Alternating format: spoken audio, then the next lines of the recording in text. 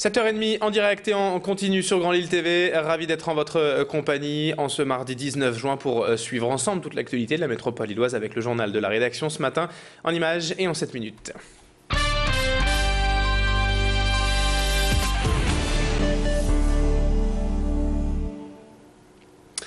Et tout d'abord, à la une de l'actualité, on évoque cette série de braquages hier matin dans l'agglomération. En à peine quelques heures, plusieurs individus cagoulés ont d'abord tenté de braquer la banque postale à Éther, puis ont attaqué un supermarché à Fournan-Wep, avant de s'attaquer apparemment ces mêmes malfaiteurs au magasin qui habite d'Anglo, puis à une boulangerie de Lille pour à chaque fois dérober un maigre butin d'environ une centaine d'euros.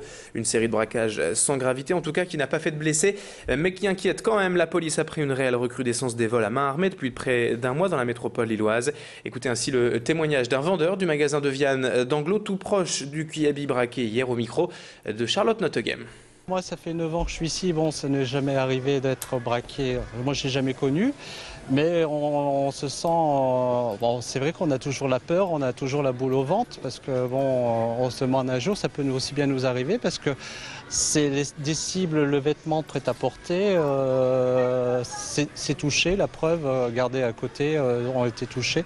Donc, pourquoi pas deviennent. Donc, ça fait peur. Également à la une, ce matin, on célébrait hier les commémorations de l'appel du 18 juin 1940 dans la maison natale du général de Gaulle, rue Princesse à Lille.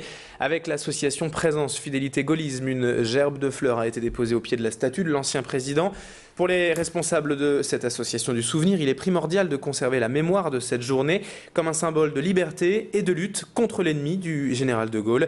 Aujourd'hui, les jeunes générations le connaissent très peu finalement et ses héritiers sont de moins en moins présents sur la scène politique. D'où encore une fois l'intérêt de cette journée de souvenir et de commémoration. Pierre Beauvillain a suivi cette cérémonie et a rencontré Oscar Jolan, le président de l'association Présence Fidélité Gaullisme. Écoutez ces quelques reproches qu'il a à faire aujourd'hui. J'avais 12 ans en 1940 et j'ai vécu quand même toute cette période de guerre en étant jeune, adolescent. Après, j'ai vécu le parcours du général de 1958 à 1969.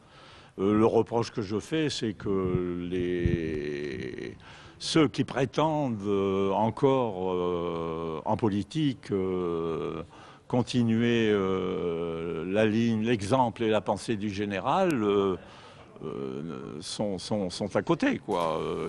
La preuve, c'est qu'au Parlement, on n'a plus de représentants gaullistes.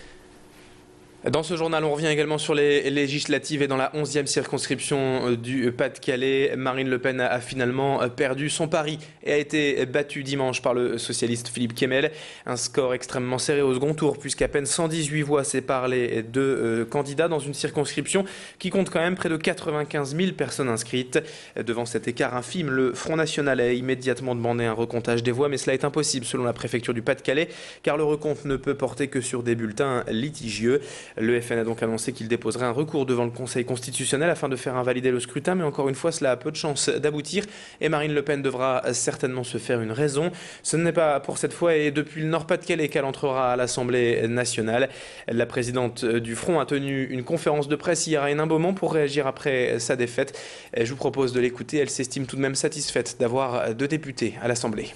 Nous avons réussi à faire sauter ce plafond de verre qui nous empêchait d'entrer à l'Assemblée nationale avec un mode de scrutin qui reste d'ailleurs un mode de scrutin inique et antidémocratique puisque nos 2 députés représentent chacun près de 2 millions d'électeurs chacun alors que leurs collègues d'Assemblée en représentent 50 000. Bon, mais ils sont là et ils sont à l'Assemblée, ils vont être une voix qui porte. Allez, dans le reste de l'actualité à présent, on ne manque pas d'évoquer ce matin le bac 2012 et la première épreuve, la philo, qui avait lieu hier matin. 46 471 candidats dans la région Nord-Pas-de-Calais vont tenter cette année de décrocher le fameux diplôme national et notamment Clément, élève au lycée Croix-Blanche de Bondu. Notre reporter Jimmy Hutchon l'a suivi avant l'épreuve hier matin. Il l'a retrouvé à sa sortie avec ses camarades pour commenter les sujets de philo cette année en terminale S. Clément et les scientifiques avaient le choix entre 2 sujets de dissertation. Serions-nous plus libres sans l'État ou avons-nous le devoir de chercher la vérité? Ou encore un texte de Jean-Jacques Rousseau. Écoutez quelques avis de lycéens hier à la sortie de l'épreuve, toujours au micro de Jimmy Hutchon. Bah, vous savez, c'est de la philo, hein. On ne sait pas trop à quoi s'attendre, mais bon, J'ai pris le troisième sujet, le commentaire de texte, on verra bien ce que ça va donner. Avec la philosophie, on sait vraiment jamais, puisque ça dépend du correcteur, enfin, c'est ce que je pense, mais je pense que ça a été, voilà quoi, en gros, j'ai une impression positive.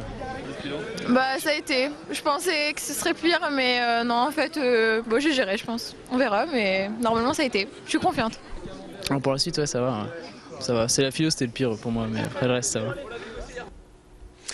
Allez, on termine cette édition avec ces images du groupe de musique Trio, de passage à Lille hier pour annoncer la prochaine tournée et le prochain album du groupe qui sortira fin août.